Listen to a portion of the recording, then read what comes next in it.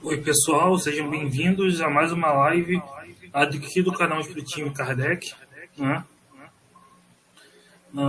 Hoje continuamos o estudo do Espiritismo em sua mais simples expressão, né? Aqui com o Michel. O José hoje não pôde estar.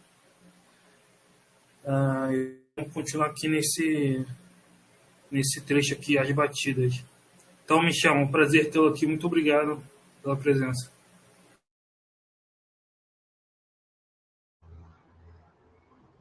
Boa noite, Eric. Boa noite a todos. A gente pede desculpa aí pelo atraso, problemas técnicos, né? E hoje, como o Eric falou, o José não vai poder comparecer por motivos profissionais, mas a gente deixa o nosso abraço ao nosso amigo aí, que quarta-feira que vem está de volta. Estamos no nosso 8º estudo da obra de Kardec, o Espiritismo em sua mais simples expressão. Lembrando a todos que essa é uma obra que Kardec criou introdutória para aquela pessoa que quisesse ter um modo de travar conhecimento pela primeira vez com a doutrina, né? Ele considera uma obra para todas as inteligências, para todas as pessoas, é uma obra para realmente popularizar o espiritismo. E a gente está tendo algumas noções aqui da história do espiritismo, né? Como se chegou a toda a teoria espírita. Estávamos vendo nos últimos encontros sobre o que forma o homem para a teoria espírita, né? Que a gente viu que é o espírito, corpo e perispírito. A gente falou um pouco sobre cada um, falou sobre as diferenças. Falamos no estudo passado sobre o conceito de morte na visão espírita, né? Lembrando sempre que não se trata aqui das definições biológicas, fisiológicas de morte, que isso é estudo de outras ciências, né? Mas do conceito de morte do ponto de vista da doutrina espírita, ou seja, o espírito abandonando o corpo, né? Esse fenômeno da morte em que o corpo apenas perece e é destruído e a alma continua, o ser inteligente, né? Continua vivendo com o seu perispírito. A gente teceu alguns comentários sobre isso. A gente viu que o perispírito é esse corpo espiritual, esse corpo fluídico do espírito, através do qual ele interage com a matéria. A gente teve essa informação. E agora a gente vai iniciar, então, aqui, à medida que a gente for lendo e comentando, as pessoas também vão mandando questões, e a gente vai tentando, dentro do possível, responder aquilo que a gente sabe, ou aquilo que está mais próximo do nosso assunto. Eu vou iniciar a leitura, comento e depois passo também para o Eric para nos auxiliar nos comentários. Através de batidas e movimentos... Opa, eu pulei um parágrafo. Só um pouquinho. As batidas e movimentos são, para os espíritos, meios de atestar sua presença e chamar para si a atenção, exatamente como quando uma pessoa bate para avisar que há alguém. Aos que não se limitam a ruídos moderados, mas que chegam a fazer um alarido, como de louça quebrando, de portas que se abrem e se fecham ou de móveis derrubados. Eu vou ler só mais um, daí a gente comenta. Através de batidas e movimentos combinados, eles puderam exprimir seus pensamentos. Mas a escrita Deus lhe oferece um meio completo, mais rápido, mais cômodo. É o que eles preferem. Pela mesma razão, porque podem formar caracteres, podem guiar a mão para traçar desenhos, escrever música, executar uma peça em um instrumento. Em resumo, na falta do próprio corpo, que não tem mais, usam o do médium para manifestar-se aos homens de uma maneira sensível. Mais uma vez, como é uma obra introdutória, ela é muito resumida, muito enxuta, né? Mas cada parágrafo desses contém muita informação, né? A gente poderia desdobrar em muitas análises, né? Vamos tentar abrir um pouco essas janelas para ajudar todos a compreender o que ele está querendo dizer aqui. Então, a primeira informação que ele dá é que os espíritos... Vamos fazer um exercício de imaginar que a gente saiu do corpo, né? Que a gente morreu, ou melhor dizendo, que o nosso corpo morreu, e a gente continuou ali a existir com os nossos pensamentos, os nossos sentimentos, os nossos desejos, tudo aquilo que nos constitui, que não fosse do corpo, né? O que é do corpo ficou. Agora vocês imaginem, a gente continua vivendo aqui no nosso meio, né? Os espíritos, eles podem transitar aí, mas é claro que eles também ficam no nosso meio, né? Transitam no nosso meio. Só que como eles estão fora do corpo, a gente não os vê, porque o estado normal do perispírito é invisível, né? Ele pode, às vezes, se fazer visível. Mas vamos imaginar que a gente desencarnou e continua vivendo aqui em torno dos nossos conhecidos, dos nossos parentes, dos nossos entes queridos. Imagina se a gente encontra um meio de atestar a nossa presença, mostrar que a gente está ali, mostrar que a gente continua vivo, né? Mostrar que nós não morremos com o corpo. Né? Qualquer um de nós aqui, tendo essa oportunidade, a gente usaria essa oportunidade que aparecesse na nossa frente para mostrar que a gente está ali. Então, é uma informação que parece muito simples, mas a gente tem que refletir sobre ela. Os espíritos, eles tendo uma maneira de demonstrar que estão ali, eles se utilizam dela. Os espíritos gostam de se comunicar conosco, né, por diversas razões, para mostrar que estão ali, para mostrar que continuam vivos, para exprimir os seus pensamentos, as suas vontades, para pedir coisas. Ou seja, é do interesse dos espíritos em geral em querer se manifestar. E tendo, então, uma oportunidade, eles o fazem, né? Então, aqui ele diz, quando a gente tem fenômenos como esse, das batidas, dos movimentos, que a gente viu aí nos relatos que a gente leu nos outros encontros, e a gente conhece esses relatos aí na história, nos filmes,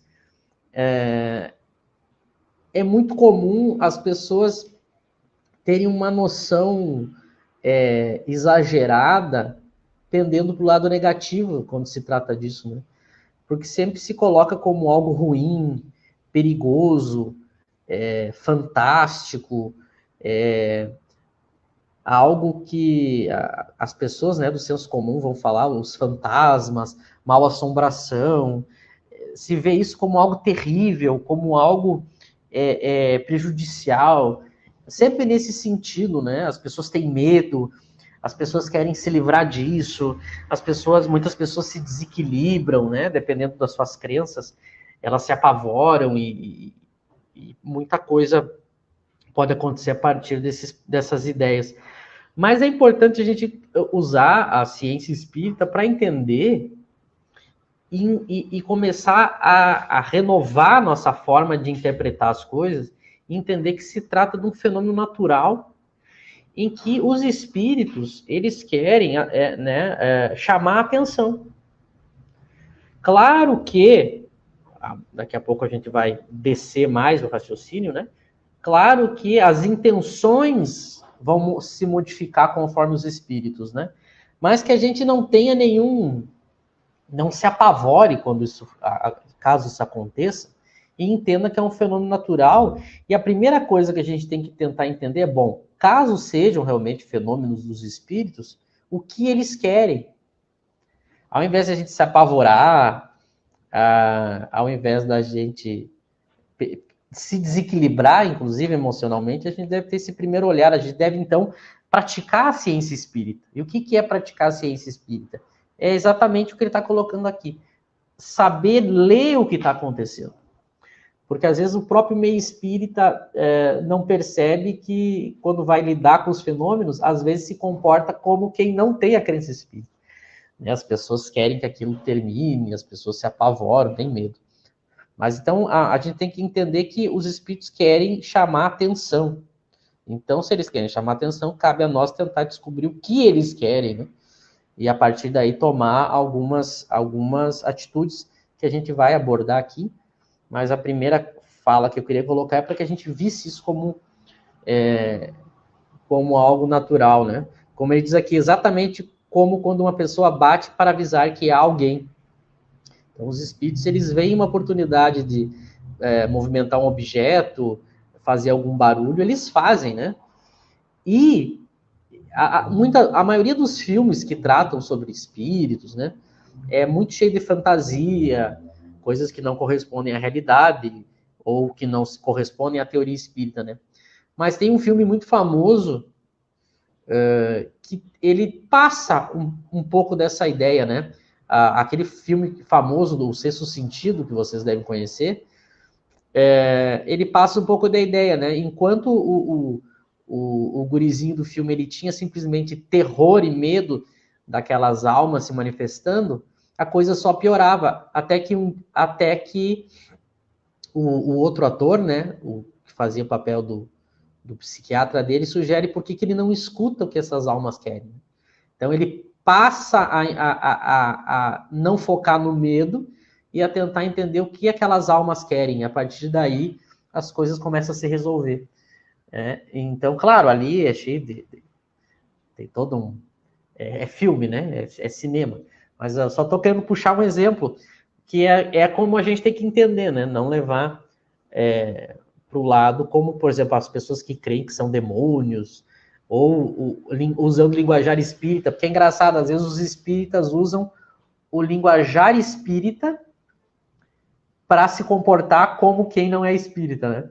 Ah, mas são os obsessores que vão tomar conta da minha casa e vão fazer alguma coisa ruim.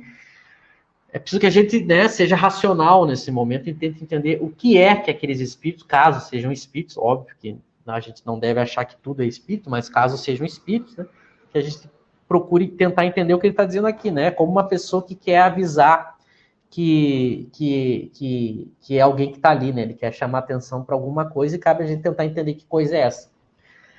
Outra coisa que eu quero comentar aí algumas pessoas podem pensar assim, bom, mas esses espíritos que se comunicam através de batidas são espíritos muito inferiores, muito apegados à matéria. A gente não para pensar uma coisa muito interessante. A maioria de nós, quando desencarnar, vai se comunicar, pode ser que só consiga se comunicar através de batidas e movimentos de objetos. A gente se esquece da escala espírita, né? Para quem não sabe o que é a escala espírita, resumidamente, Kardec classificou os tipos de espíritos, né? Numa ordem, uma ordem evolutiva. Ele classifica ali todos os níveis, né? E ele faz 3 grandes divisões dos espíritos, da terceira ordem, os da segunda e da primeira. E aí deixa muito claro que nós, a maioria de nós inferiores, nós somos da terceira ordem, né? São espíritos que têm o desejo do mal, são espíritos ainda com conhecimento limitado e tudo mais. A gente não para pensar que quando a gente diz assim, os espíritos inferiores se comunicam por batida, nós somos inferiores, nós também somos da terceira ordem. Então, claro, a gente não vai entrar aqui propriamente na teoria de como é que o fenômeno se dá, mas muitos de nós, a gente só vai conseguir se manifestar, pode ser, é uma hipótese, né? Não é uma regra, mas a gente vai se manifestar por batida. Né? Então, quando a gente fala inferiores, às vezes a gente pensa que são os espíritos cruéis, maldosos, que usar também. Mas quando a gente diz inferiores, a gente também está falando da gente, porque nós somos espíritos inferiores da escala espírita. Somos espíritos que temos ainda uma relação com a matéria que é ainda de apego. Então, a gente não pensa que só espírito cruel, vingativo, espírito malvado que se manifesta por batida. Porque espíritos comuns como nós também. Então é outro preconceito que a gente tem que raciocinar e tirar da nossa cabeça. Se a gente está no mundo espiritual, imagina que a gente desencarna hoje, e a gente chega no mundo espiritual e vê que tem um médium ali, que a gente consegue fazer uma combinação fluídica com esse médium, e interagir, e o único jeito é através de movimento de objetos ou batidas, a gente vai fazer. Né? É como uma pessoa que quer se comunicar com a outra e aí não tem um telefone, um celular, mas aí tem uma carta. A gente usa o meio que tem. Né? Porque o que a gente quer é chamar atenção e se comunicar. Então é outra coisa interessante. E aqui ele diz, há os que não se limitam a ruídos moderados, mas que chegam a fazer um alarido como de louça, quebrando. de portas que se abrem, se fecham, de móveis derrubados, né? Todo mundo tem histórias, principalmente das pessoas mais antigas, né? Contando casos como esse, a gente tem relatos, e a própria revista espírita vai mostrar esses tipos de manifestações. Claro que à medida que a coisa vai se tornando mais incômoda e mais exagerada, a gente vê que tem um espírito ali, ou pode ser mais perturbado, ou ele quer assustar, mas também não necessariamente, quando ele chama muita atenção, é um espírito cruel ou perigoso, às vezes como as pessoas pensam. Quem lê a revista espírita vai ver que não, há alguns espíritos que faziam isso muito, mas porque eles tinham algum objetivo, eles queriam impedir alguma coisa, eles queriam chamar atenção para algo. Então, eu quis refletir um pouco sobre isso para a gente tirar certos preconceitos intelectuais que a gente tem, né? E passar a refletir mesmo e aprender com a teoria espírita e a ler a realidade com a teoria espírita. Aí ele fala, através de batidas e movimentos combinados, eles puderem exprimir seus pensamentos. Então imagina, a gente tem a gente acha uma maneira de se comunicar, é através de batidas e movimentos, e aí a gente tenta achar um jeito de demonstrar ali os nossos pensamentos, né? Até que quem está do outro lado, quem está do lado de cá, vai percebendo que há ali uma intenção de querer dizer alguma coisa por uma espécie de código, né? É isso que os espíritos fazem, é isso que a gente tem que também saber ler quando se depara com esses fenômenos, né? Uma vez só, contando aqui uma história pessoal, eu tive acesso a um tipo de fenômeno assim, uma vez só na vida. Ali que ele fala de barulho de louça quebrando, né? Eu tinha uma pessoa conhecida em que ela tinha algumas crises, e aí a mãe dela sabia que eu era espírita e me convidou para ir conversar com essa moça, né? E quando a gente estava lá tentando conversar com ela, a gente estava na cozinha e ela tinha uma sala onde ela tinha as prateleiras, né, antigas, assim, cheia de louça. E a gente ouvia como se aquelas portas, as prateleiras se abrissem e toda a louça caísse no chão e se quebrasse tudo, né? E quando a gente corria lá para a sala para olhar, não tinha ninguém, óbvio, e a louça estava intacta, estava tudo parado, né? Então os espíritos produzindo, inclusive, sons que a gente escutava. Muito curioso. Talvez as pessoas já tenham também passado por alguma experiência assim. Pela mesma razão que podem formar, cara, aí ele fala, né, que os espíritos se comunicam através das batidas, mas claro que se eles puderem se comunicar através da escrita, é melhor. Porque aí, através da escrita, eu posso demonstrar meu pensamento de uma maneira mais completa, mais rápida, mais cômoda, né? E ele diz aqui, os espíritos preferem a escrita. Claro que preferir não significa que todos consigam, né? Eu não estou aqui entrando propriamente na teoria da mediunidade, mas a gente vai ver que não basta simplesmente o espírito querer ou o médium querer, tem que ter uma série de combinações para o fenômeno acontecer, né? Mas claro que, em teoria, a gente prefere a escrita porque ela é mais completa, né? E aí ele diz, aí ele vê um raciocínio muito simples, e que ele tinha exemplos de fenômenos, né? Os espíritos, se os espíritos podem também escrever através da mão do médium, eles podem fazer desenhos, eles podem tocar instrumentos, né? Então o espírito não tem mais o seu corpo físico, mas ele se utiliza então do corpo do médium da maneira que ele tiver à disposição. Dependendo do tipo daquilo que o médium fornece, né? O meio que o médium fornece para esse espírito se manifestar é o tipo de mediunidade, né?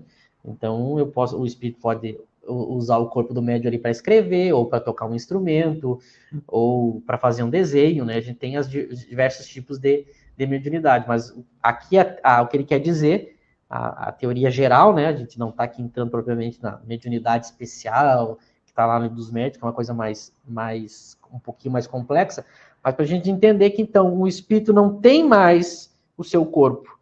A partir do momento que ele não tem mais o seu corpo, ele vai se utilizar dos meios que surgirem para ele para se manifestar. Seja através de batidas, seja através da escrita, seja através da música, seja através de desenhos, né?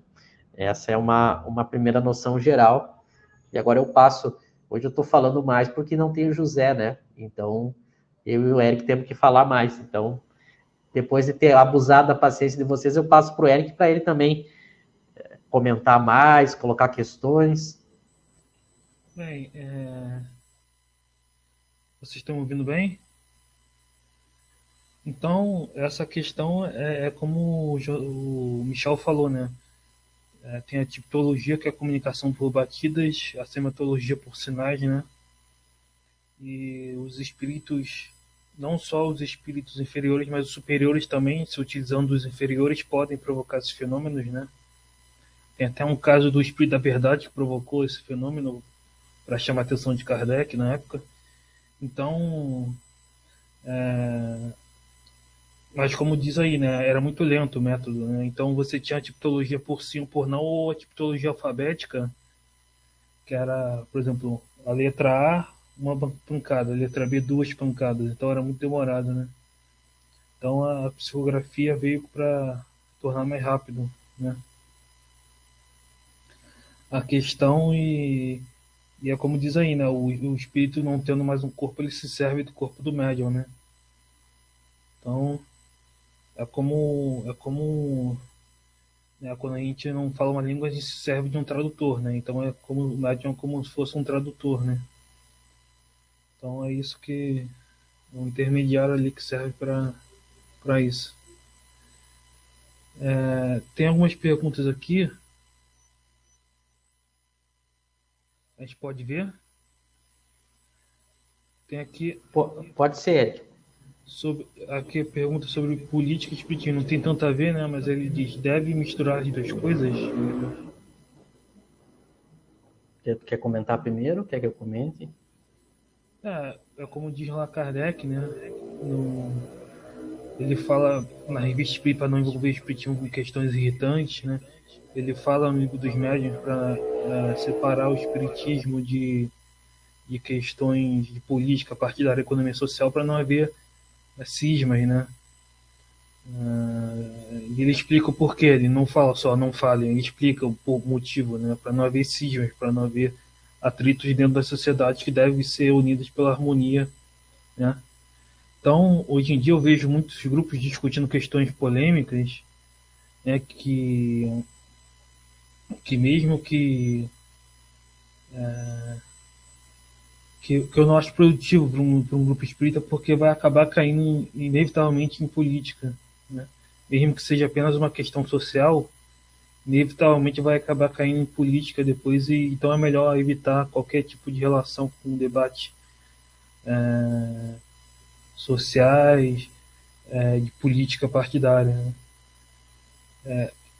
E acho que a prova disso que Kardec falou foram nos últimos anos, né? A gente viu aí vários grupos falando de política dentro do espiritismo, a gente viu cismas e pessoas saindo do movimento por causa dessas brigas internas. Então, foi uma prova do que Kardec falou para não fazer e do que aconteceria se fosse feito, né? E aconteceu. Então, muita gente fala assim, né, que falar de política vai atrair jovens, né? Como se o jovem tivesse necessariamente interessado nisso. Mas você pode afastar também, ou pode ter o efeito contrário. Então, não é algo que é um tema que pode atrair atenção em um curto período ali, mas depois vai acabar minando o próprio movimento. E como eu falei, já as referências de Kardec no livro dos médiuns, no capítulo da Sociedade Parisiense, ele já fala, né? Ele diz, é vetado discussões de política, economia e social, e ele fala a questão de dogmas também. Então, não se poderia falar disso. Vou passar para o Michel. Isso aí, eu concordo e assino embaixo no que o Eric disse e acrescentaria dizendo o seguinte: claro que é interessante e a título de informação para as pessoas, a gente tem intenção de no futuro fazer estudos também por assuntos, né? Principalmente esses assuntos mais polêmicos que aí do meio espírita, para tentar auxiliar, se baseando, óbvio, em Kardec, ajudar as pessoas a entender. Esse é um assunto, é um desses assuntos, né? Para tentar, assim, eu dar uma pequena, né, que não é nem de perto o assunto que a gente está discutindo, mas é importante também dar uma comentada. A gente sempre faz isso no nosso estudo, porque é importante. Existem várias ignorâncias sobre essa discussão, e não pense aqui que eu estou falando isso no sentido ofensivo, mas é no sentido de ignorância e de desconhecimento mesmo. As pessoas confundem as coisas por falta de uma leitura mais atenta, ou até por falta da própria leitura, né? Por desconhecimento. Então, as pessoas confundem as coisas e acabam fazendo confusão, justamente porque não sabem diferenciar. Então, há muita confusão entre moral e política. Inclusive, a própria política, ela discute ética e moral, né? Mas ela é o que a gente chama de moral ou ética política, né? A ética e moral do espiritismo, ela tem outras bases, né? Ela tem outras características que a gente precisaria de tempo para desenvolver. Essa é a primeira questão. Às vezes as pessoas acham que quando a gente diz assim, não dá para misturar, é por uma questão de omissão, né? Lá no Kardec Tube, que as pessoas, muita gente, né, deixa suas críticas lá, muitas pessoas dizem isso, a gente não pode se omitir, não sei o quê. Mas não é questão de se omitir ou não, é uma questão de impossibilidade técnica, conceitual. Porque a moral espírita, ela tem outros princípios, outras bases, diferentes da ética política. Claro que eu tenho, às vezes, temas que estão muito próximos, né? Mas eu não posso achar, porque são próximos, que uma invade o espaço da outra, né? É muito comum também com a questão da religião. Por exemplo, o movimento espírita, é engraçado. O movimento espírita, antes de brigar por causa de política, ele brigava por causa de religião. Né? Então, é curioso isso. Duas coisas que Kardec explicou nas suas obras, e duas coisas que era proibido pela Sociedade Parisiense de Estudos Espíritas. E por que era proibido? Justamente porque não era algo da alçada do espiritismo. Mas aí as pessoas, quando a gente diz isso, elas não entendem. Porque, por exemplo, vou citar o exemplo primeiro da religião, para depois citar da política. Elas leem nas obras de Kardec termos que a religião também trata. Assuntos que a religião também trata. Como tem essa semelhança de assuntos e alguns conceitos, as pessoas fazem a seguinte conclusão, que é equivocada e apressada. Bom, então logo o espiritismo discute essas coisas do ponto de vista religioso. Então elas leem, por exemplo, o espiritismo fala de Jesus, o espiritismo fala de evangelho, o espiritismo fala de milagres. Nota, são assuntos que a religião também trata e sempre tratou. Então as pessoas, elas concluem logo, então o espiritismo trata, mas muito cuidado, porque a maneira como o espiritismo trata, ou o enfoque que o espiritismo dá para esse assunto, é diferente. Então, às vezes, algumas pessoas já me perguntaram se não haveria contradição, né? Já me perguntaram assim, parece contraditório, Kardec diz que o espiritismo não discute assuntos religiosos, dogmas religiosos, mas ele discute coisas que estão na religião. Sim, exatamente. Mas são coisas diferentes, né? Que eu não vou aqui desenvolver porque precisa de tempo, mas eu estou citando. Com a política, a mesma coisa. Como o espiritismo fala em ética, e ética pressupõe justiça, ética pressupõe solidariedade, fraternidade, ética pressupõe honestidade. Como a ética pressupõe todas essas coisas, e as pessoas estão falando de política, e a política, contextualizando a nossa situação, trata desses assuntos, as pessoas acham, então, que elas têm que tomar partido. Só que, veja bem, quando eu trato de ética no sentido espírita, eu tenho que tratar o seguinte, o espírito tem que ser ético. O espírito tem que ser moralizado. O espírito tem que praticar a caridade. O espírito. Independente do contexto em que ele esteja vivendo. Se ele é político, mas também se ele não é político. Se ele é cientista ou se ele não é cientista. Se ele é artista ou se ele não é artista. Se ele é espírita ou se ele não é espírita. A ética para o espiritismo é uma ética do espírito, independente do contexto que ele está vivendo. Então, quando a gente vai tratar da honestidade, a gente trata da honestidade. Agora, o contexto onde esse espírito vai estar inserido, ele vai ter que praticar a honestidade, aí é onde ele está inserido. A gente não entra nesses detalhes, porque aí é da alçada dessas outras áreas. Vou citar um outro exemplo, vou dar exemplos aqui para ajudar as pessoas a raciocinarem. É a mesma coisa. O policial, ele tem que ser ético? Tem. Óbvio que o policial tem que ser ético. Mas o espiritismo não tem que tratar da ética da polícia. Por quê? Porque o espiritismo ele vai até a parte que diz assim, temos que ser éticos. Agora, se é policial, todos têm que ser. Agora, a questão do fato dele ser especificamente policial, eu estou só substituindo político por policial, para ficar mais claro para as pessoas, para elas saírem dessa bolha fechada, para raciocinarem, porque não interessa o que a pessoa é. Então, quando eu vou até o limite para falar em justiça, ética. Por exemplo, questão política. Todos os lados da política têm que ser honestos. Não é só um lado. E a gente sabe, enquanto espírita, que os espíritos são imperfeitos. Os espíritos têm vícios. Os espíritos praticam injustiça, independente do meio em que elas estão inseridas. Então a gente vai discutir do ponto do espírito, que é genérico. Agora, pegar especificamente um grupo político, ou um partido político, ou um lado político, e aí ficar dando nome aos bois, isso aí, eu entro numa esfera que aí vira briga. Quando é muito mais fácil eu falar assim, olha pessoal, todos nós temos que ser equilibrados, atenciosos, justos. A gente vai debater política, cada um pode ter seus posicionamentos políticos, a gente tem que ser correto, equilibrado, justo, respeitoso. Ah, mas o fulano, tá, mas a gente não está julgando o fulano, a gente não pode fazer um julgamento individual ou um grupo, porque a gente passa do limite até onde a doutrina vai. Então é por isso que a gente não vai criticar A ou B, ou tomar partido por A ou B. Porque eu também não posso pegar um lado e demonizar o outro. Por quê? Porque o espiritismo não é maniqueísta.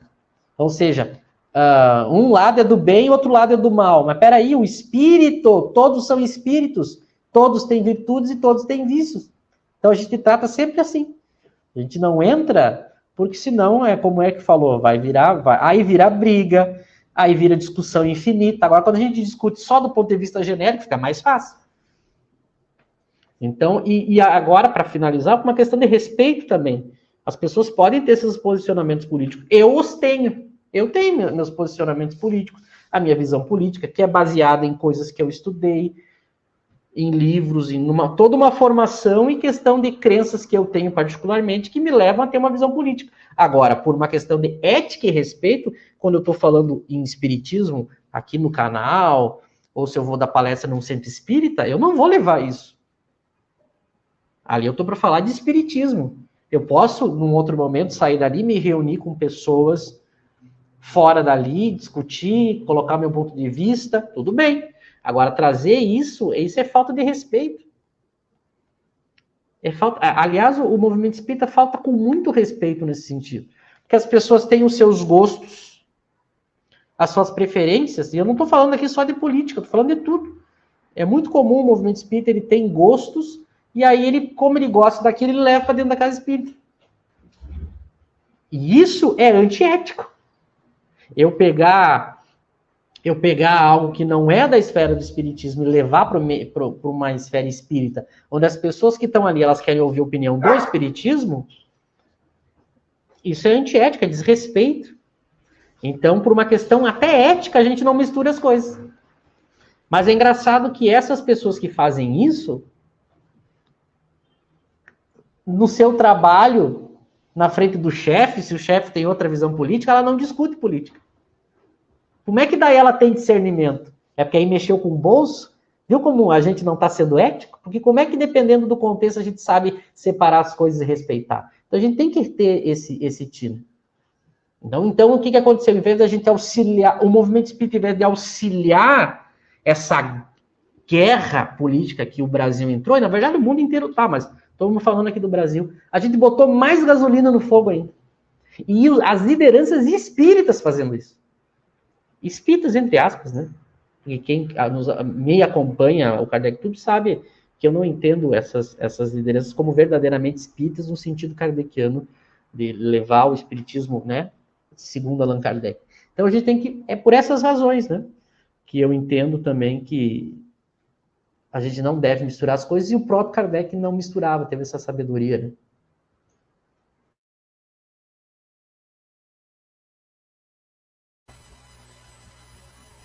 Exatamente, né? Você falou, né? É interessante que você falou dos gostos, né? Eu lembrei da música no Centro Espírita, que a pessoa vai colocar normalmente a música clássica, né? Aí a outra pessoa não gosta, quer colocar uma música mais moderna. Aí a pessoa com mais idade não quer a música moderna, quer a música clássica. Aí fica a discussão de gosto, né? Então, realmente. E, como você falou, as lideranças, né? As lideranças alimentaram muito dessa discussão política, né? E acabaram por dar eles defendendo uma né? Eu vou até citar aqui o nome, o próprio Divaldo, né? Ele, independente da opinião dele, se está certo ou errado, ele falando de política, ele acaba justificando o outro lado. Aí surge o outro lado, né? Pior ainda. E aí surge até stalinista no movimento espírita. Aí fica uma guerra completamente sem noção de, de política, enfim. Pode falar, Michel. Então, foi bom tu lembrar da questão da música, porque isso é outro ponto interessante também, que também é fruto pessoal, é fruto de estudo. A gente precisa estudar mais, a gente precisa ler mais, a gente precisa refletir mais. É curioso como hoje no meio espírita, quando a gente fala isso, isso passou a ser visto como algo pejorativo, a gente pedir para as pessoas estudarem, quando na verdade é o caminho para a gente se libertar da ignorância, né? A gente precisa estudar mais as coisas. A gente tem uma opinião muito rasa sobre as coisas e é por isso que a gente se equivoca. Por exemplo, para a gente entender alguns conceitos, a ética ou a moral, né? Ela não determina todas as ações do ser humano. Quem estuda filosofia sabe disso. A ética, ela é uma parte do estudo da filosofia. Mas eu não consigo pegar a ética e tentar aplicar o conceito moral para todas as ações. As nossas ações que são determinadas pela ética ou moral são aquelas do plano do dever, né? Não são todas as ações. Por alguns teóricos, mas principalmente teóricos religiosos, tentaram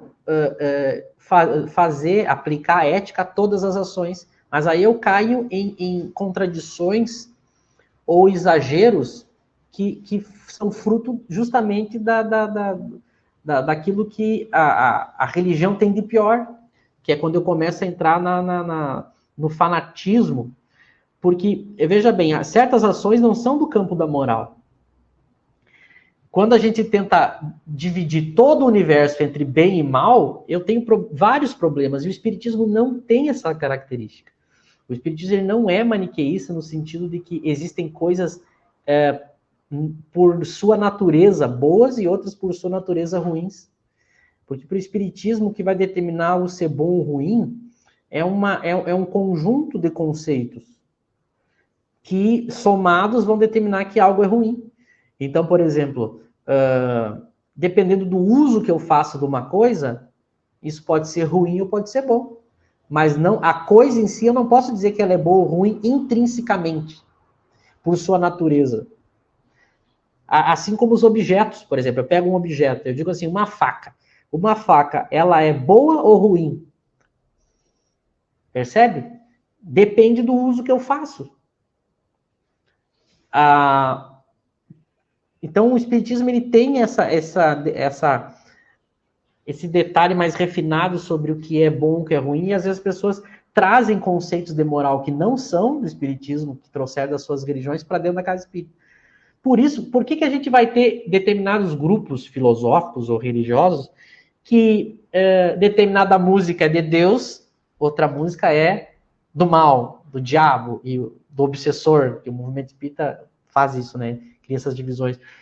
Determinada roupa é ética, outra roupa não é. Determinado cabelo é ético, determinado uso do outro tipo de cabelo não é. Nota, quando eu tento levar a filosofia moral exageradamente, eu caio nesses problemas que principalmente certas correntes religiosas caem. Como eu começo a levar a moral para um exagero extremo, além dos seus limites, eu crio essas coisas. Aí eu tenho a comida que é do bem e a comida que é do mal. A música que é do bem e a música que é do mal.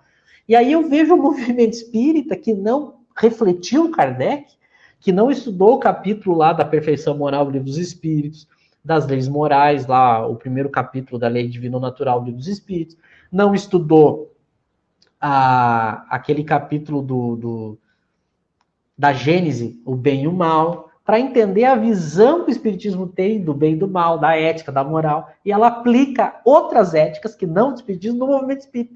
E aí o movimento espírita criou essa coisa da música que é boa e a música que é ruim. Eu que frequentei como desde os 12 anos de idade o movimento espírita, eu lembro muito bem que para as casas espíritas que eu frequentei, o rock era algo para obsessores. Eu lembro da coordenadora do nosso grupo de jovens descrever para nós o que era um show de rock. Ela colocou tanta coisa horrível que aí tu fica assim, meu Deus, o rock é a música do mal. Mas a pessoa pode ser horrível no pagode, a pessoa pode ser horrível no sertanejo, a pessoa pode ser horrível na música espírita. Porque, veja, esses são os equívocos, né? Foi bom o Eric comentar. Mas Kardec nunca entrou nisso. É engraçado que quando os espíritos comentam sobre a música na obra espírita, eles falam sobre determinadas características da música do mundo espiritual, ou dos espíritos superiores. E aí eu não sei em que determinado momento o movimento espírita entendeu, bom, aquela música só pode ser a música dentro do centro espírita, ou a música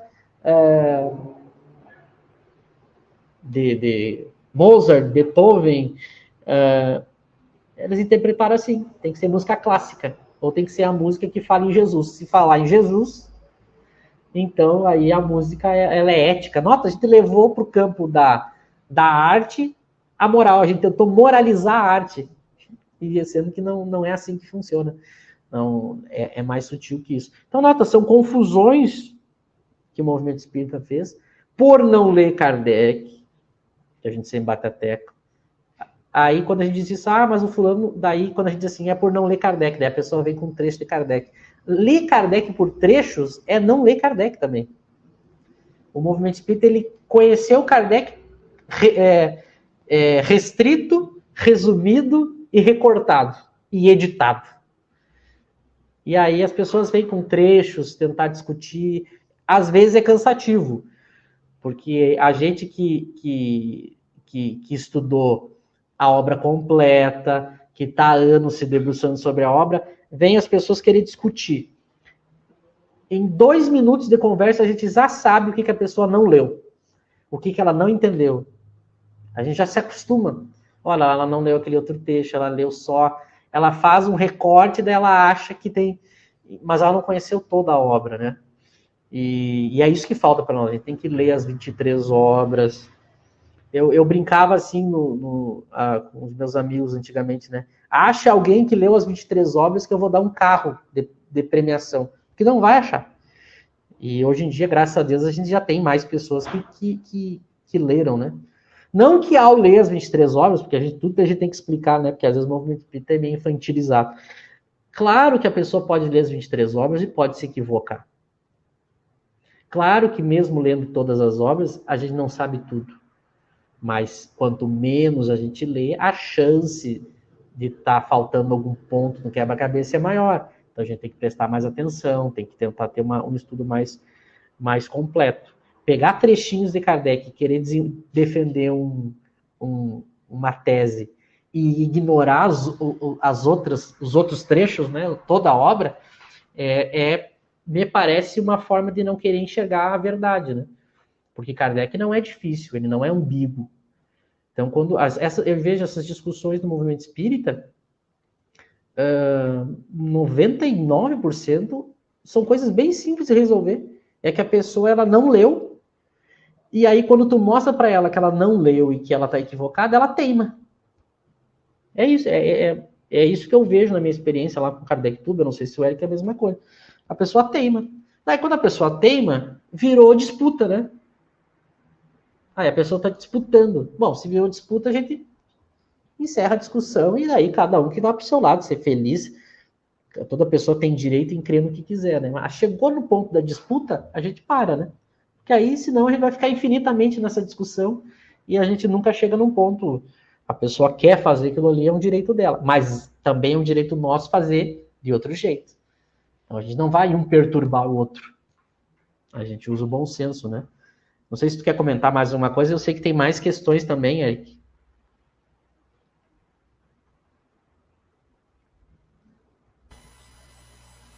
Exato, tem outras questões aqui. A Ana Cristina ela pergunta: você falou da questão das partes, né? Ela falou: a soma das partes não forma o todo? Ela perguntou. É, a soma, né? Exatamente. A própria frase dela responde: a soma das partes forma o todo. O problema do movimento espírita é que ele não faz a soma, né? Ele pega poucas partes ou uma parte só e acha que é o todo. E quer discutir com quem tem a visão do todo. Mas é assim que as pessoas fazem. O que acontece? A gente se apaixona por uma ideia e aí a gente quer, é da natureza do espírito, né? E aí a gente quer que aquela ideia seja verdadeira. Então a gente tenta, Kardec comenta sobre isso no próprio livro dos Espíritos, né? A gente quer fazer com que aquela ideia, com que tudo que esteja à volta se adapte àquela ideia. A gente não quer largar aquela ideia.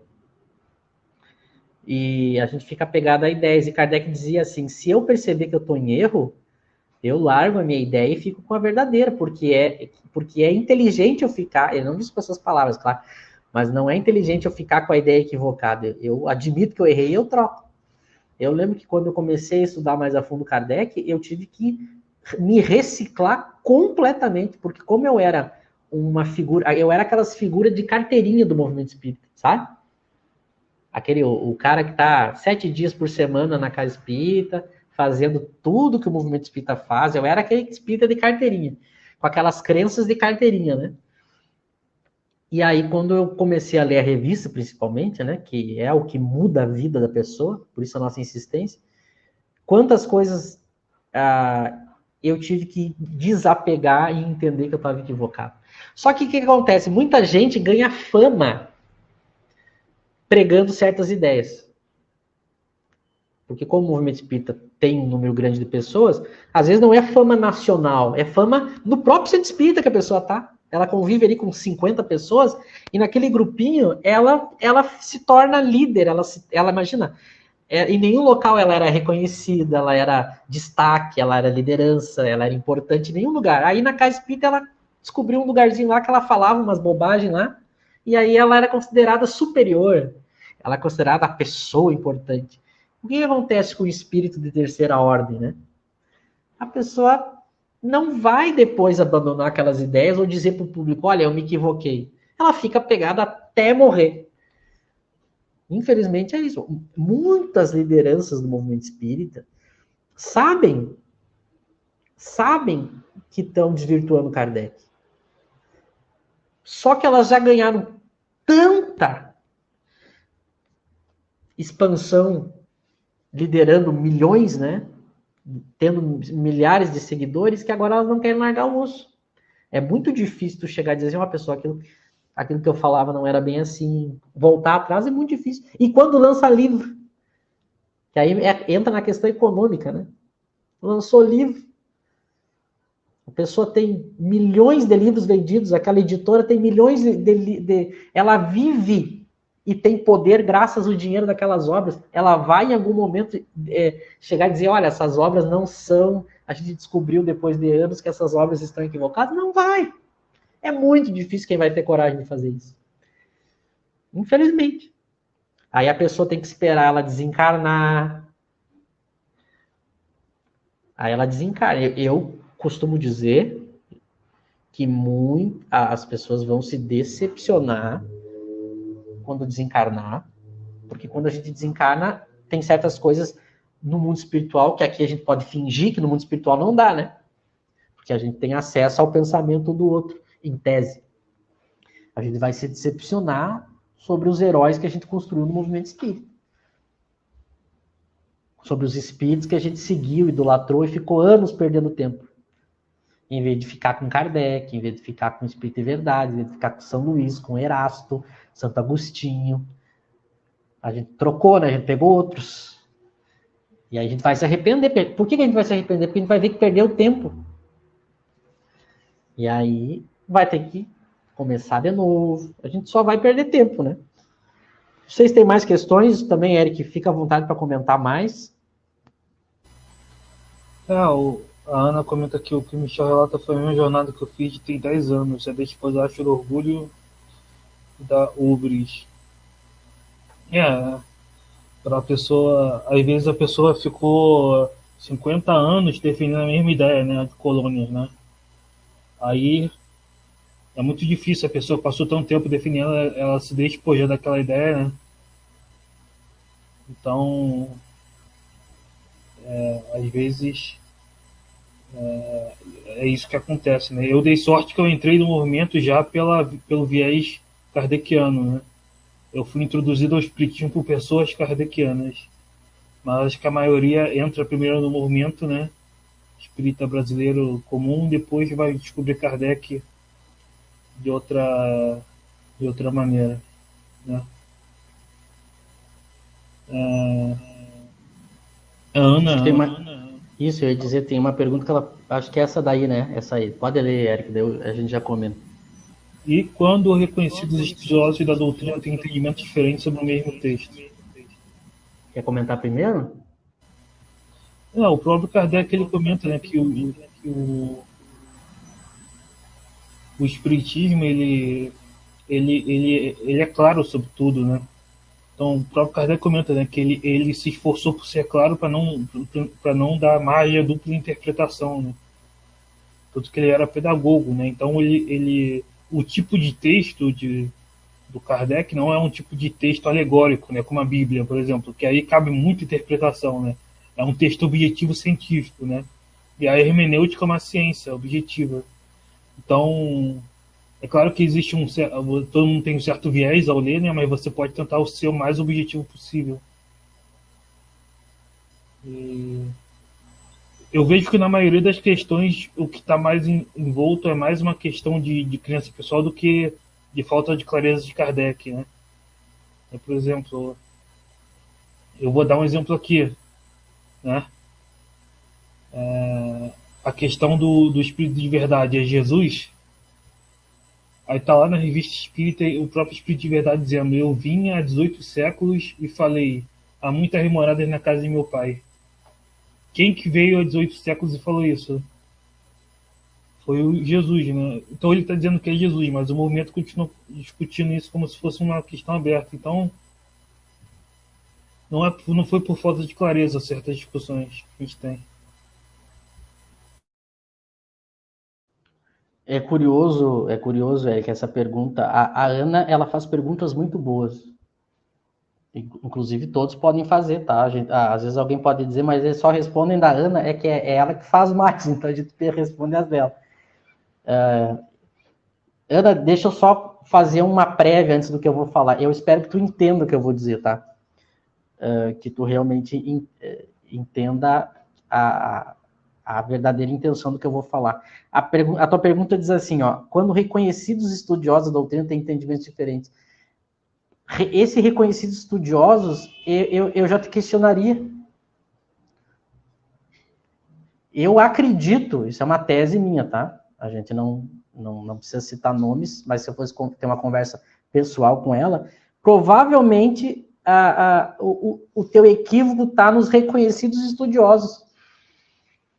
Porque, olha, eu não sei se dá uma mão minha as pessoas que eu sei que conhecem bem Kardec. No mundo. Não sei se dá numa mão minha. Então, a pergunta parece que tem várias pessoas estudando Kardec, elas estão tendo entendimentos diferentes. Eu acredito que as pessoas que tu deve estar pressupondo aqui não sejam, talvez, verdadeiros reconhecidos estudiosos, no sentido de bons estudiosos. Eu tenho dúvidas. E essa meia dúzia, nem meia dúzia, que eu sei que conhece bem Kardec, é curioso, todos estão de acordo. E não por uma combinação, no sentido, vamos ficar de acordo, não é por um pacto áureo, que é uma falsa união, né? Em que eu faço uma reunião e aí, através de um estatuto e de um papel, eu digo, estamos unidos. Não. É uma união intelectual. É engraçado. Vou citar um exemplo aqui. Por exemplo, é curioso, o Eric e o José, tem várias coisas que a gente não conta um para o outro que está lendo ou que está estudando. E aí, às vezes, a gente conversa no dia a dia, troca umas mensagens, e a gente pensa a mesma coisa sem ter combinado. Mas por quê? Porque como a gente está estudando o mesmo autor, a mesma obra, o mesmo texto, então a tendência das pessoas que estudam verdadeiramente Kardec e querem saber o que Kardec está dizendo e não ficar colocando as suas ideias, que é o que Kardec falava, os personalismos, né? Os que eu conheço estão tudo de acordo. E agora, não sei se teria algum texto de Kardec, não consigo lembrar agora algum texto de Kardec que seja, que dê uma interpretação assim, que divida o movimento espírita, rache para um lado ou para o outro. Olha, eu não lembro. E ele mesmo diz isso, não é uma coisa que o Michel está inventando. Na revista de 68, ele diz isso. Lá no finalzinho, como ele já pressente que vai morrer, né?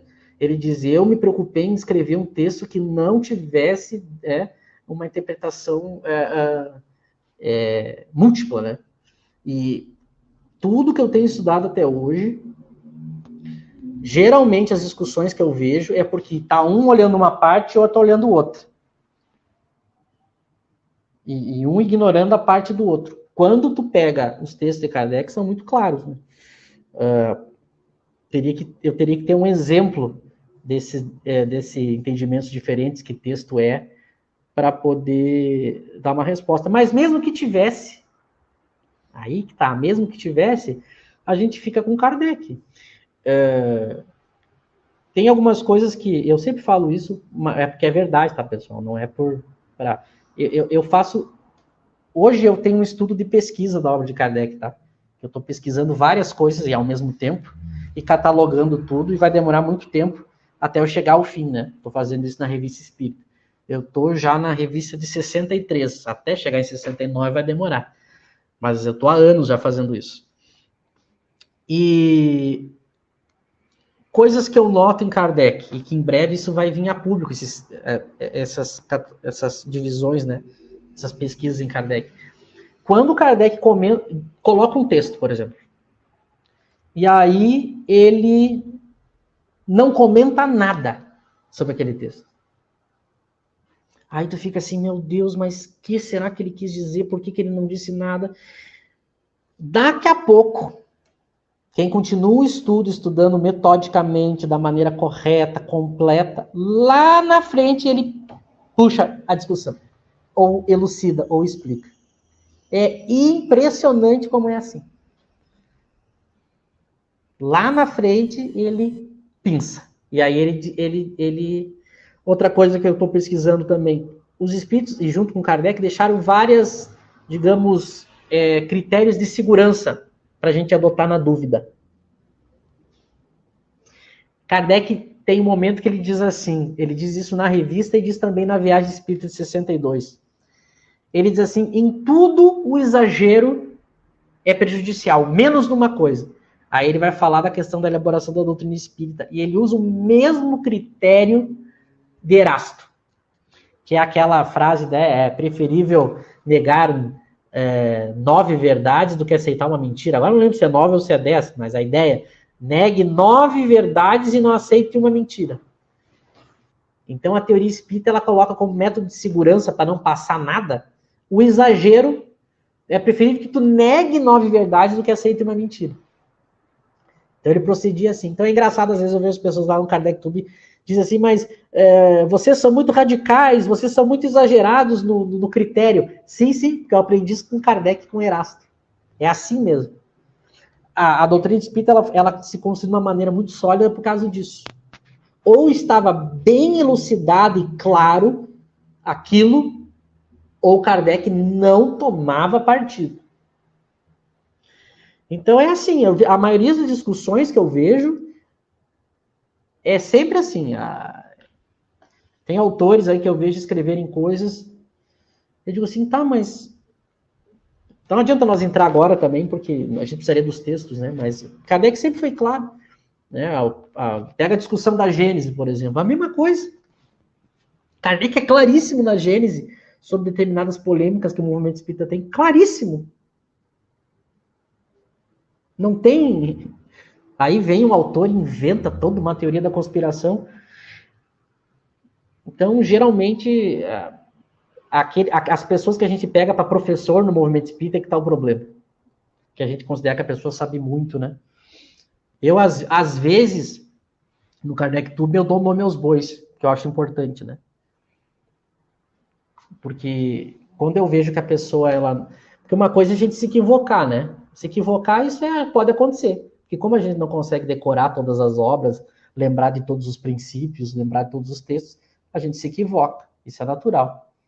Agora, quando eu passo 10, 20, 30 anos fazendo uma coisa totalmente diferente, é muito difícil não pensar que é com de conhecimento, né, com consciência que a pessoa faça isso.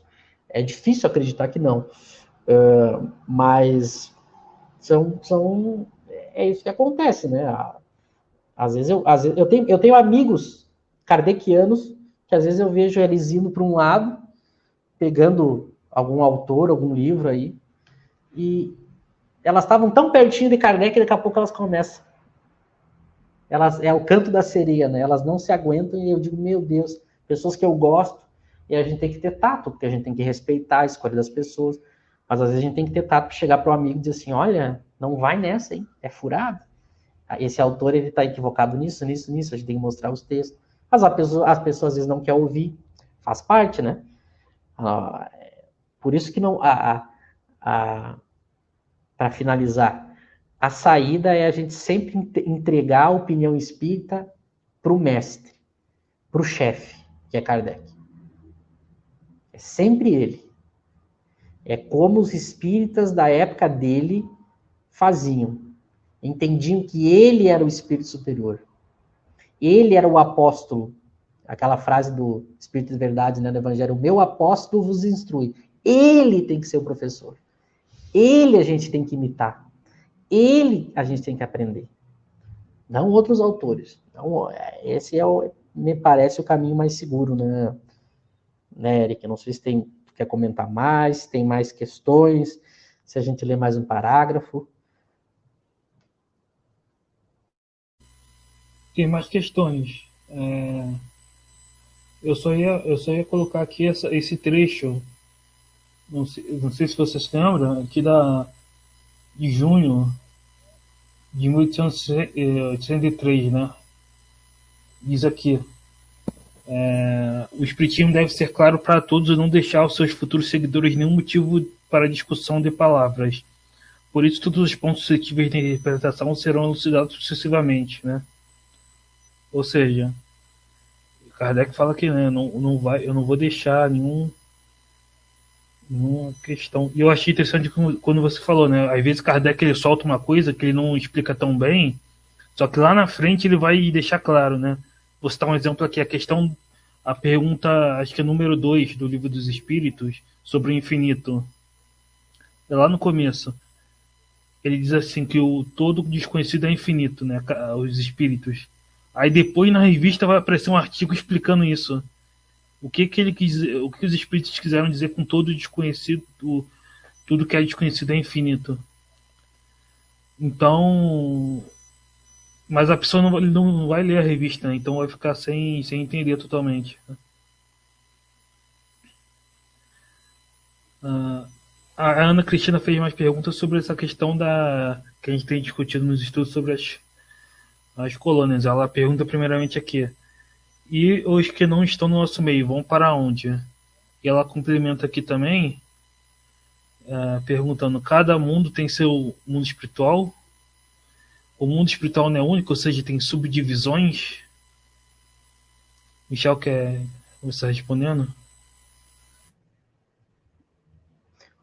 Pode ser, Eric. O que a gente vê na obra de Kardec é que, claro que quando a gente diz que o mundo espiritual também os espíritos estão ao nosso meio, a conclusão não pode ser eles só estão no nosso meio, né? Os espíritos eles podem percorrer o espaço. Agora, a gente percebe pelos relatos que quando o espírito é inferior, é o espírito da terceira ordem, ele não tem a mesma capacidade de percorrer o espaço que os espíritos superiores. A capacidade não é a mesma. E a divisão não é dos mundos, dos locais, no sentido do mundo espiritual, a causa disso é a diferença entre os espíritos, né? Entre as escalas dos espíritos, eles têm diferentes ordens, né? E a gente vê que tem certas coisas que os espíritos inferiores não conseguem. Qual a confusão do movimento espírita? É tentar ver isso no detalhe, né? Ele não consegue porque tem... a gente tentou daí dar detalhe disso, né? Mas o detalhe a gente não tem como saber. A gente se equivocou quando a gente tentou imaginar uma explicação em detalhes, né? O que acontece, entre aspas, fisicamente, que o espírito não consegue fazer a mesma coisa que o outro. Né? A gente vê que está ligado às capacidades do espírito, né? Isso é uma coisa, digamos assim, que vem de fora para dentro, né?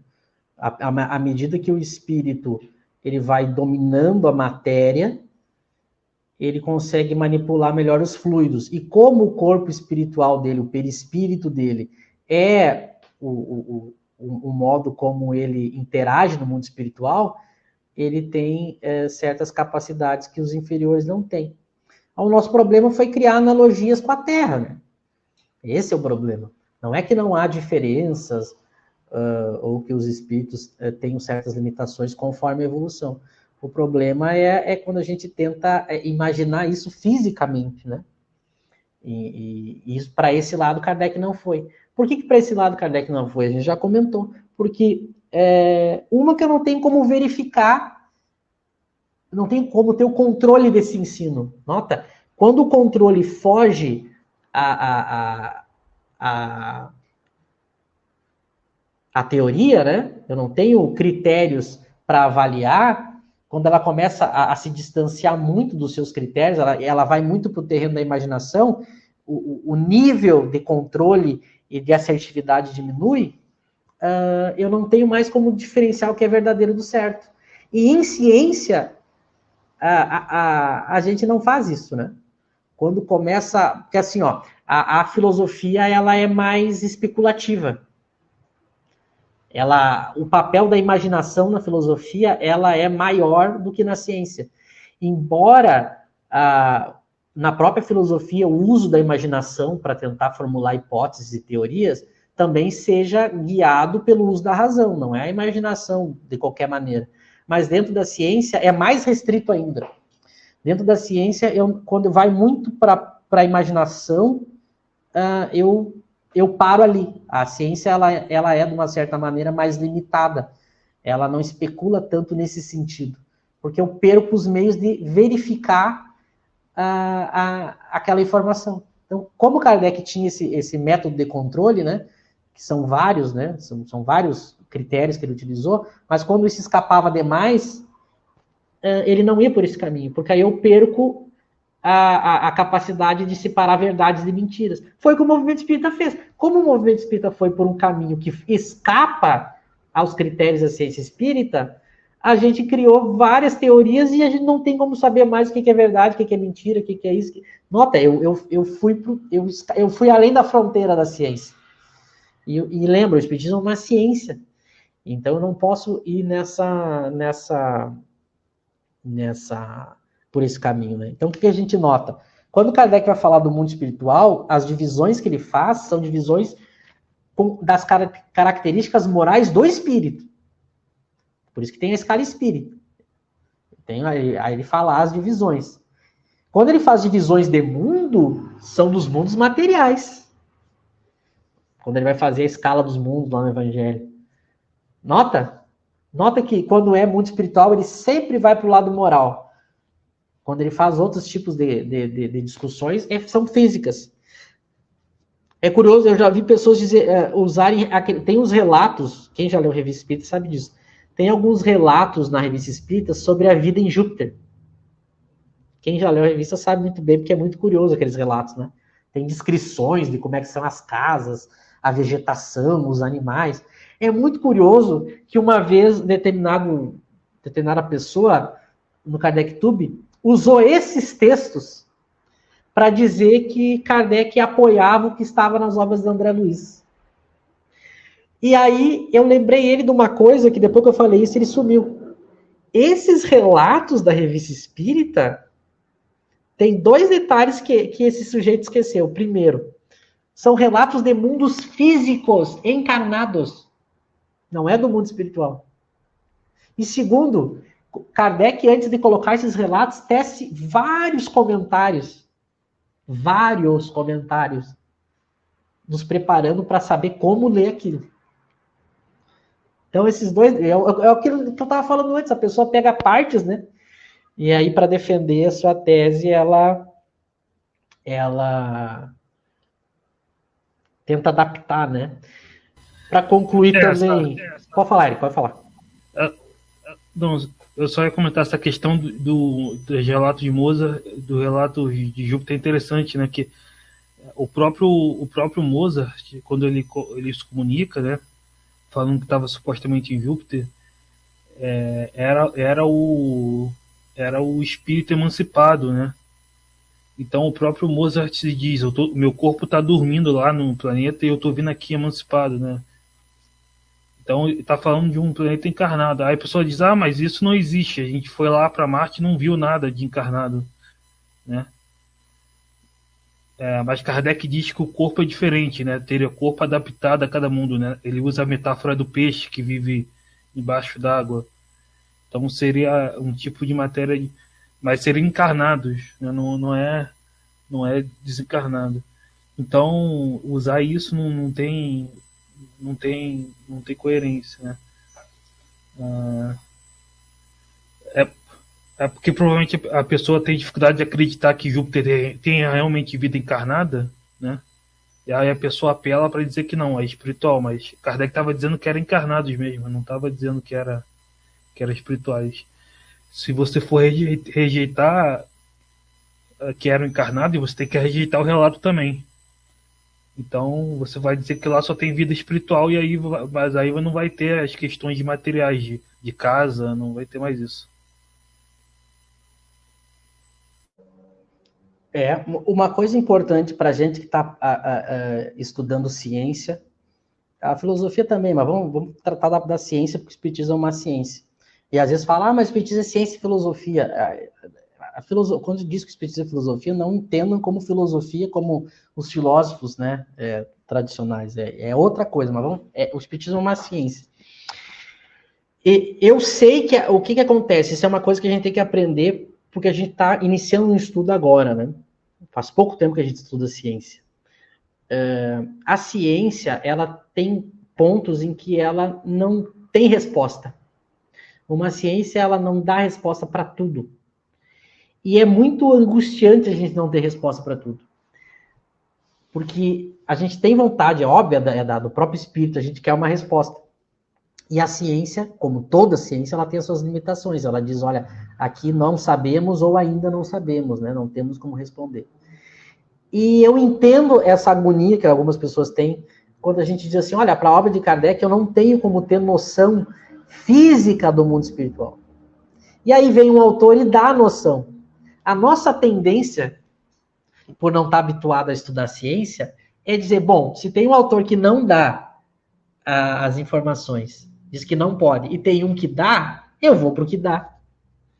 Eu fico com ele. Porque aí sacia a minha ânsia de saber. Mas em ciência, a resposta em si tem menos valor do que os critérios que foram utilizados para dar aquela resposta.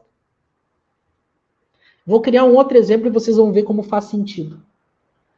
É como se eu dissesse assim, olha, tem determinada doença que a ciência diz assim, ainda não temos a cura. É óbvio que todo mundo quer que chegue no ponto em que ela tenha a cura. A gente quer que aquela ciência se desenvolva e possa dizer, hoje temos a cura para tal doença que até então era incurável. A gente quer, todo mundo quer. Mas por que todo mundo aceita quando a ciência diz não temos cura para essa doença? Por que a gente aceita? Porque a gente sabe que se aparecer alguém dizendo que tem, a gente sabe que aquela pessoa não teve os mesmos critérios de seriedade, controle, pesquisa e segurança que a ciência tem. Então, a gente já aprendeu nas outras ciências que o como a resposta é dada, a solução é dada, é muito mais importante do que a própria solução. Porque se a solução for dada, mas ela for falsa, eu trago ainda mais perigo. É como um exemplo, imagina que eu vou num médico e eu tenho uma doença, o médico diz que é incurável, eu vou sofrer muito até morrer. E aí aparece uma pessoa e diz assim, eu tenho a cura. E aí eu digo, bom, eu prefiro ir com quem diz que tem do que ir com quem diz que não tem. Aí eu vou com aquela pessoa e ela me faz passar por uma série de coisas que não tem pé nem cabeça, que acaba piorando e agravando a doença. Então a gente já aprendeu, enquanto humanidade, com relação às ciências daqui, quando ela diz que não tem resposta, a gente aceita e a gente não pega qualquer pessoa que diz que tem a resposta. Porque a gente sabe, não, essa pessoa diz que tem, mas ela não é um cientista sério que nem aquele que diz que não tem. A gente tem que trazer isso para o movimento espírita também. Quando um cientista sério, um cientista aqui no sentido espírita, né, um estudioso da ciência baseado em Kardec, diz, olha, não há como ter noção disso, a gente tem que ter a mesma noção. Ah, mas aí veio o espírito lá e disse que tem. Não, mas eu já sei que aquele espírito é inferior, ele não é sério, tem uma série de interesses por trás para vender livro, não teve controle racional, não teve análise, entrou em contradição com diversos princípios científicos, filosóficos, racionais. Então, eu não aceito. Então, a gente tem que se acostumar com isso, para que a gente não caia nas ilusões, né? Então, é claro que fazer ciência ainda é algo novo para nós. A ciência é muito nova. E a ciência espírita, então, nem se fala. A ciência espírita é muito nova. E muito desconhecida. Muito desconhecida. A gente não para pensar que a grande, esmagadora maioria das pessoas do movimento espírita, e eu não estou falando das que frequentam, eu estou falando das que comandam, desconhecem Kardec quase que por completo. A pessoa famosa, a pessoa que já escreveu não sei quantos livros, que já vendeu, que é idolatrada, que comanda, que é presidente disso, presidente daquilo, são pessoas que ela está há 50 anos lá, ela desconhece. O movimento espírita é guiado por um bando de gente que não estudou. Mas como elas já ganharam respeitabilidade, seguidores, fama, holofote, elas têm poder de fala. Elas falam, um vídeo delas tem 1 milhão de visualização. Aí tu pega o cara que estudou infinitamente mais, tem 100 visualizações. Percebe? Então a gente ainda está muito longe de Kardec ser conhecido. Kardec foi escondido. Kardec foi escondido pelos inimigos do espiritismo, que estão dentro do movimento espírita, escondendo Kardec. A pessoa fica colocando outra coisa. Aí a gente aí vai discutir com elas nem discutem. Por que elas não discutem? Porque se elas forem para o terreno da discussão, elas sabem que vai ser desmascarada a sua ignorância. Por isso que elas fogem da discussão. E aí elas usam, sabe o quê?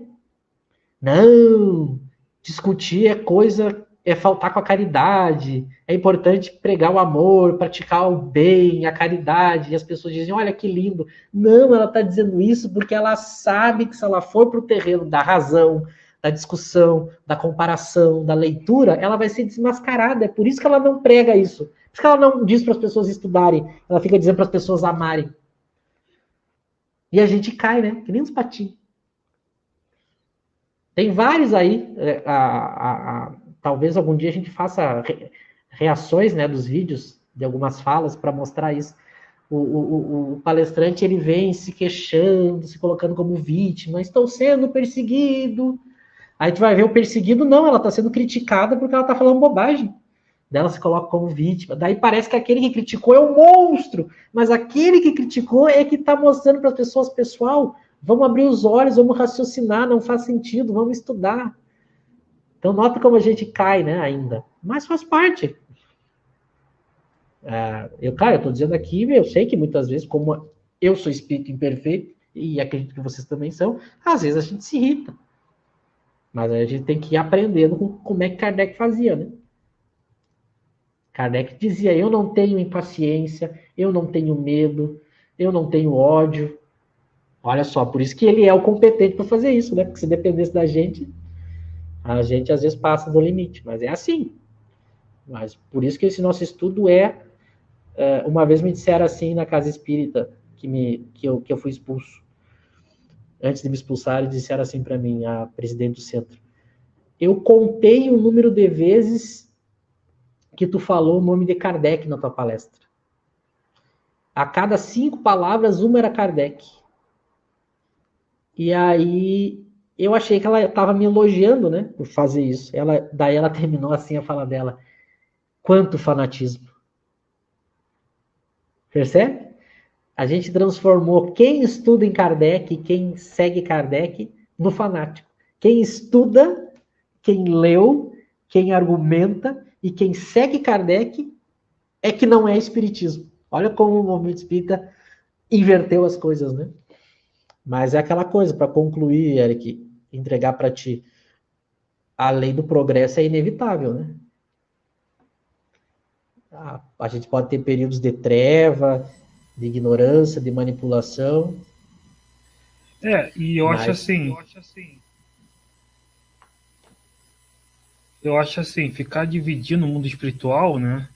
A pergunta que é mais, o mundo espiritual não é um só, não é só um, né? Eu acho que essa pergunta que a Ana Cristina fez sobre divisões, né?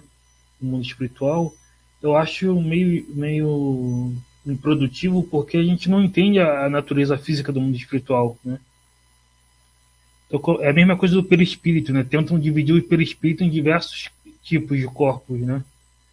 Aí tem o duplo etéreo, mas você não entende a física daquilo, como é que você vai dividir? Então, o mundo espiritual tem vários planos no mundo espiritual, né? Qual é a física disso? Acho mais fácil você entender que existem vários espíritos em diferentes graus e por ter diferentes graus tem diferentes percepções no mundo espiritual, né? Mas eu não diria que tem diversos mundos espirituais, diversos planos, diversas dimensões, né? Aí a pessoa começa a pegar a palavra emprestada da física, né? Dimensões, para colocar no negócio.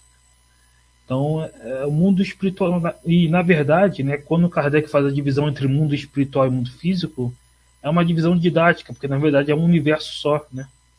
Que coexistem, né? O mundo espiritual e o mundo físico é uma divisão didática, o universo é um só. É um mundo. Eu concordo. É bem como tu falou, a gente começa a tentar usar a lógica daqui e vai gerar contradição. Por exemplo, a gente vê o seguinte nos relatos, tanto na revista Céu e Inferno, tem 2 espíritos. Daqui a pouco um tá vendo um, mas o outro não tá vendo o outro. Daqui a pouco estão se vendo. Daqui a pouco tem um terceiro que nenhum dos dois está vendo, mas estão todos no mesmo local. No mesmo local.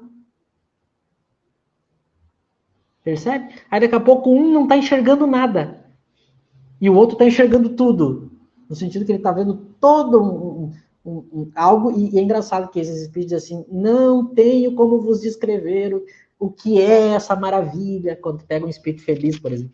Então, nota, e eles estão falando do mesmo lugar. E é muito curioso isso. E daí, quando a gente tenta usar, né, as palavras aqui, gera confusão. Como foi feito no nosso lar.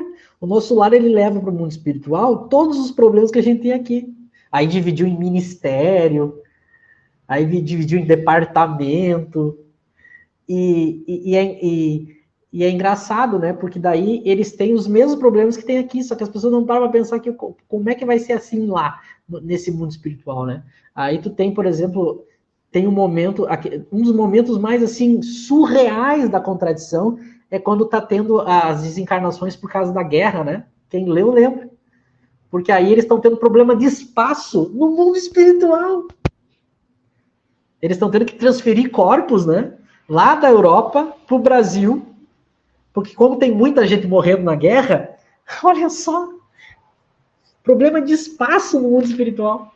Que eles têm que, porque não é um problema, a gente não tem hospital lotado aqui, que tem que ficar transferindo. Como ele levou tudo para o mundo espiritual, olha a lógica, aconteceu a mesma coisa, tem espírito demais morrendo lá na Europa, tem que transferir o corpo para o hospital no Brasil, no mundo espiritual. E aí vai, a coisa vai indo mais. Aí os espíritos que desencarnaram lá, como são europeus, eles falam outra língua.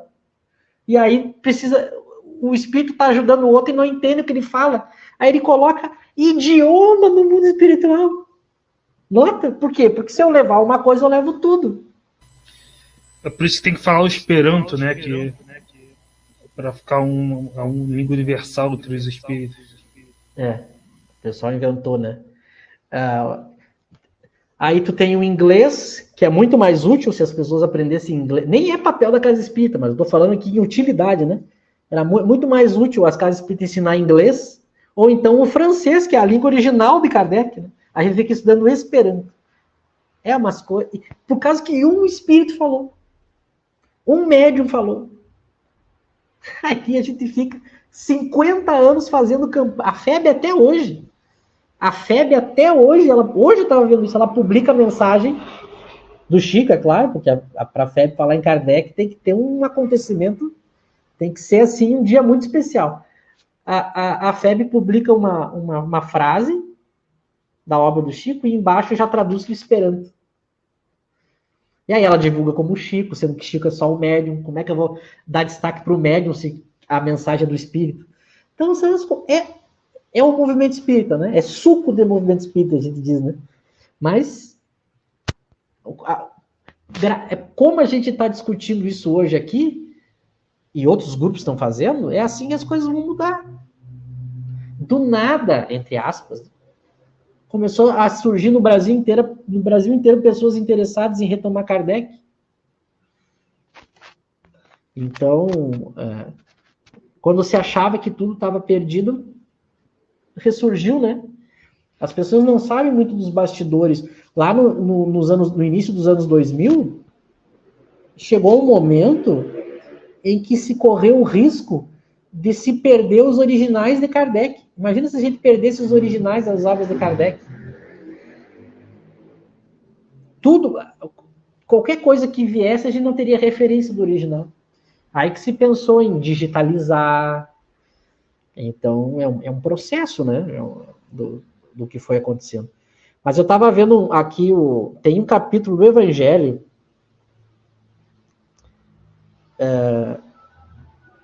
o capítulo 3, há muitas moradas na casa do meu pai, quando o Kardec vai interpretar esse trecho do Cristo, há muitas moradas na casa do meu pai, poucas pessoas percebem que quando a gente fala isso, daí as pessoas lembram dos textos de Santo Agostinho, né? Falando sobre os mundos, o mundo primitivo, o mundo de pós-expiação, o mundo de regeneração. Pouca gente não percebe o item 1 desse capítulo. Ele fala sobre diferentes estados da alma na erraticidade. Não é locais, é estados da alma. Porque eu posso ter dois espíritos no mesmo local, mas eles estão em estados diferentes. Porque a alma determina que as percepções do perispírito se alterem. E ele diz bem assim. Eu vou ler só. Tá aqui, ó. É o item 2, na verdade, que um é a fala do Cristo, né? Lá no Evangelho. Aí diz assim: a casa do Pai é o universo. As diferentes moradas são os mundos que circulam o espaço. Mas aí ele dá independente da diversidade dos mundos, essas palavras de Jesus também podem referir-se ao estado venturoso ou desgraçado do espírito na erraticidade.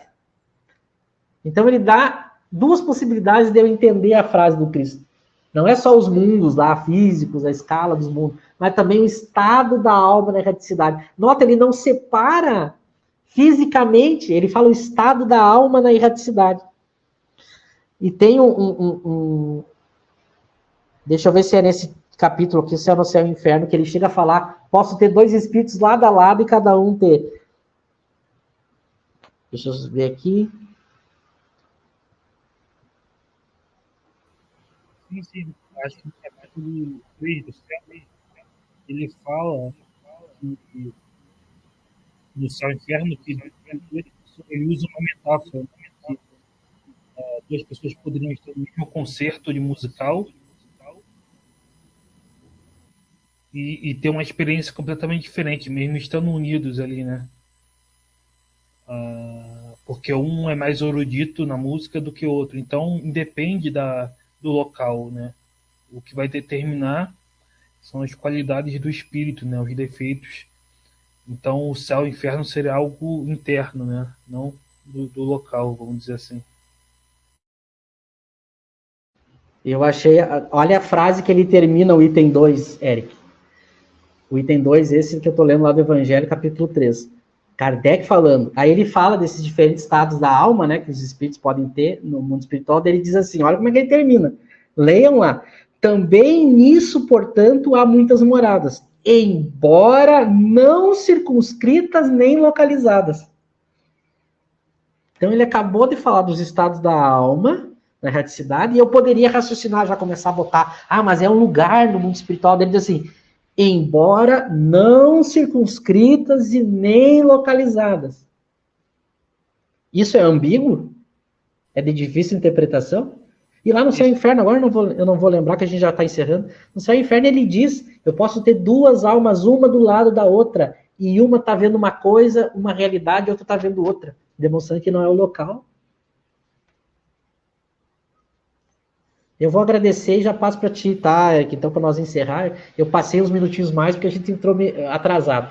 Eu quero agradecer mais uma vez, quero agradecer ao Eric por todo o auxílio que dá com os comentários e com toda a parte técnica, né? O nosso mentor técnico é o Eric, sem ele a gente estava perdido. Quero agradecer vocês mais uma vez por nos acompanharem, por refletirem, por terem paciência de nos ouvir e principalmente me ouvir. Agradecer a quem manda os questionamentos, a quem contribui com os comentários. Continuem participando, continuem questionando, sempre buscando em Kardec as referências. Possam ter aí um bom resto de semana, e semana que vem a gente se encontra. E aí o nosso amigo José vai estar de novo. Muito obrigado e boa noite a todos. Agora eu passo para o Eric. É isso. Muito obrigado, pessoal. Lembrem de curtir, compartilhar, se inscrever, né? A gente faz aqui um estudo que é longo, né? 1h30. Normalmente os conteúdos que fazem sucesso no YouTube, vamos dizer assim, ter mais alcance, não são de estudo, né? São mais vídeos curtos, então peço a divulgação para a mensagem seja levada, né? A mensagem de Kardec, que as pessoas leiam Kardec. E é isso. Curtam, compartilhem, se inscrevam e até a próxima. Abraço.